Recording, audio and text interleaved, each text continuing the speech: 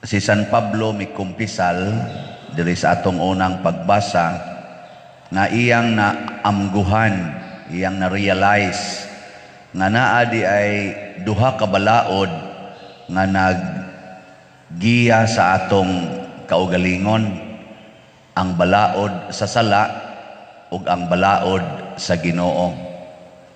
Niya nas atong kaugalingon. Nya siya kuno nakagusto siya sa balaod sa Ginoo.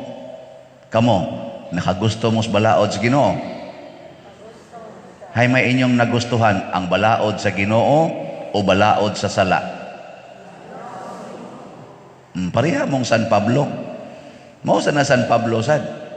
Gusto kuno kay niya ang balaod sa Ginoo, pero ang iyang ginabuhat ang balaod sa sala. Kamoron, unsa may inyong kasagarang buhaton, balaod sa Ginoo o balaod sa sala?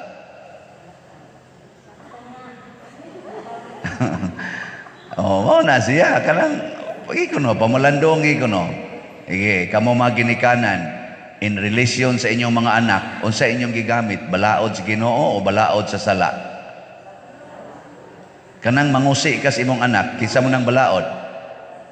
Kanang imo siyang kasab-an, labi na gyud imong latuson o sigihan nimo yaw-yaw, kinsa mo nang balaod?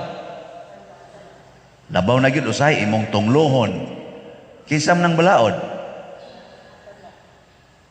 Nangahilom na. Oh, siya ay kamong mga asawa, unsa man inyong gigamit nga balaod in relation sa inyong bana? Balaod sa Ginoo o balaod sa sala? Tubag mga asawa. Oh, magyaw-yaw ka sa imong bana, magpunay kag duda sa imong bana. Unsay iyang mga desisyon, imo sang supuhon. Imo pang kasab-an usahay. Balaod ay na sa kuan day sa Ginoo. Oh. Kamo sang mga bana, unsa man sang balaura inyong gigamit ngadto sa inyong silingan. Dinala ko mangutana para sa inyong asawa kay klaro na kay nastanan dito inyong silingan. Magsige kag tutok ka ng imong silingan nga nindot kayong short. Unsa mo nang balaura? Oh, magsige kag una-una nga may ta akong asawa parehaan na da. Hugot kay angay, luag naman kay angay ning akong asawa. Kinsa mo nang kuan? Kinsa mo nang balaod? Oh. Niya, ang pare in relation sa kolekta. Unsa man si balaod nga gigamit? Kung ipanghatag nas pare ngadto sa mga tao, kinsa man nang balaod? Kamay gid ninyong mahukom. O niya kung isuod sa bulsas pare. Oh, sige mo kamaong maluoy pare. Siya grabe naman sa ninyo. 14 taong dupa-dupa niya o pag-isuod ang bulsa. Grabe naman sa ninyo. Depende lagi na. Basta tanawa lang. Asa man musangko ang balaod sa sala. Asa man ta dadon sa balaod sa sala, adto gyud sa kadautan, distraction, mga guba gyud. Basta mosunod kay kas balaod sa sala, maguba ang imong kalinaw, maguba ang imong kalipay, maguba ang imong naong, maguba ang imong relasyon, maguba ang imong kaugmaon, mga wagtang ang imong mga maayong plano. Ang bana mahimo ng biniyaan sa asawa, ang asawa mahimo ng biniyaan sa bana, ang mga anak mahimo ng biniyaan sa mga ginikanan, broken families, ang mga kasal mawa nay bisa kay di na magdug ang banag asawa nga kinasal. Nya katusang way kasal, magsigi sagdug bisag way kasal. Mga buangon kay ta, mga guba lagi nya kana mga manag-uyab nga magdog og higda, di ka na mga guba. Ay sus, isag ako tingali dulgan guba yun. Kanang mga manag-uyab na yung magdog. So arang-arang ni mga manag-asawag mo yung magdog kay isig lang talikdan ay wag yung maguba. Nasa na struggle na sana nilang pag ginubanay. Pero ang kaning mga naguyab, luos lang ginubaanay sa ilang moralidad o sa ilang kaugmaon.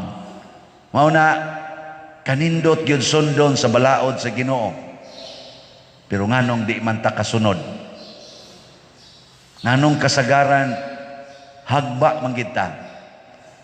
Matud pagon ni San Pablo, kinsa may muluwas nako niining nagyud-yud sa akong lawas ngadtos kaalautan.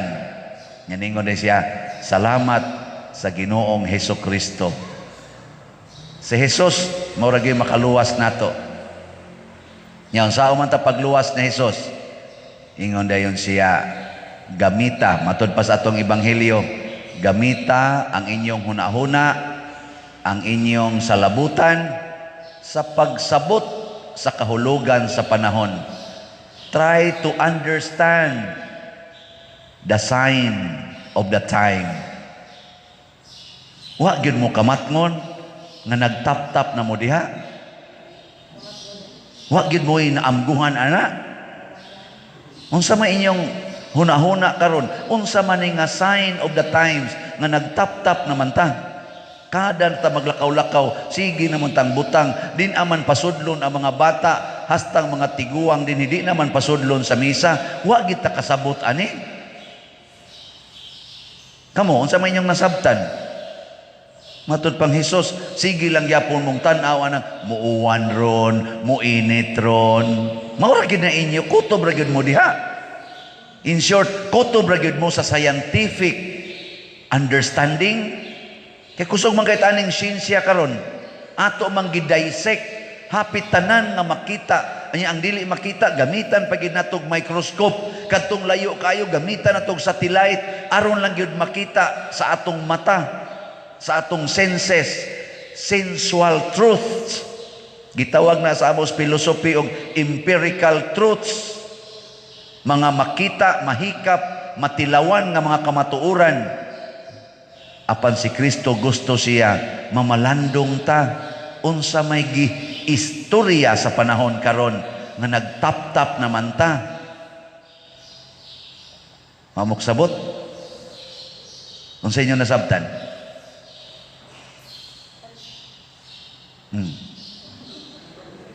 Tutok pa muna ako. Nagtuo day mong nakasabot sa ko.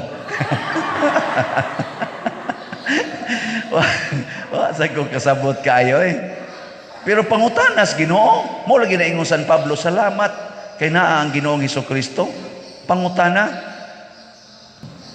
pasukod ko sa akong siyugar atong niaging Sabado 223. Gahapon gapa testing ko 180. Ambot ka karon magpa-testing ko ani. Ako sang dugo pag-testing atong nagsunod ng mga adlaw, 140/90. Karon 180/20 na. Adi day 120/80. Takala mo na balim sa noon. 120/80. Isla.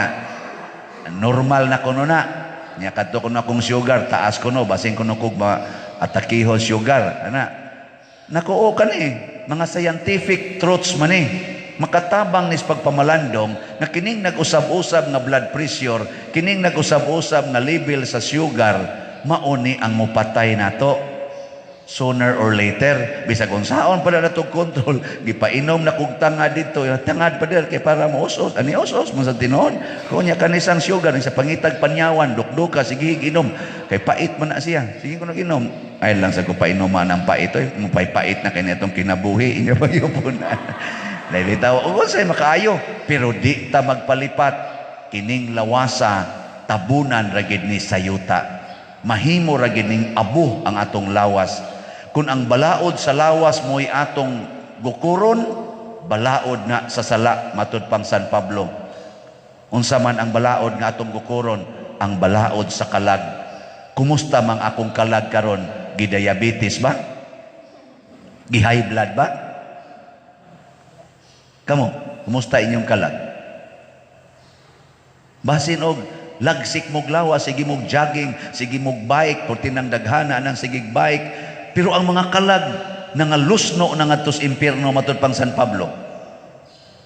Tungod kay siging premarital sex, siging tanaw ng porn, siging inilugay anang yuta, siging kinihaay, siging binungulay, siging kinuralay anang mga yuta, nangadunot ng inyong kalag sa mga sala. Sala sa paghigugmas kalibutan nga lumalabay, sala sa pagtagbaw sa lawas nga hapit na mamatay. Di ba? Ayaw patyang kalag. Muna, matudpas atong salmo responsoryo, tudlui ako Ginoo. Ano sa to? Tudlui ako sa imong mga balaod o Ginoo. Kamong mga asawa, inigtutok ninyo sa inyong bana, pangutana, Lord, unsa may balaod nimo nga angay na kong tumanon aning bana nga nangabit. Haron dili ang akong kalag maadtos impyerno. Tudloi ko Ginoo pag unsang balaura ang akong gamiton ani akong anak nga porting tapulana, bugo pagyud, dako pagyud kay kaon. Hugawan pagyud kay istanan. Aron di ko maadtos impyerno. Tudloi ko Ginoo unsang balaura ang akong tumanon nga niputi naman ning akong buhok, unsa man tinaon o dili. Unsa mang balaura ang akong sundon, ang balaod sa parlor o ang balaod sa imong gingharian. Ana ba? Kining nag-anam nagkakatag o kanipis nga akong kilay, unsa man ni kiskison aron badlisan o dili. Kining dali kay kong mamabdos, na amo ra ba diring kauban kay nganak kahapon. Dali ag yung mamabdos, makadungog lang tingis-tingog ni Marco, ana, mabdos na. Kining dali kay kong mamabdos, unsa mang balaora ang akong subayon, ang pagpalaygit, ang pag-inom og pills, o ang pagpuasa ni anang lawas nung pakighilawas. Unsa mang balaora? Ngutana ba? Ana, nining ato mga bayronon karon din his yuta nga nagpalibot lipay kay tanay na maligyag yuta. Muabot pa bansag mga hapit mo 12 million atong bayronon. Unsa mang balaora, dayon og palit o dili? Sa inyong paminaw, unsa man? Ha? Antay di mo mutabag bayad, ha? Mangutan na tas Ginoo. Sige, magampo ta.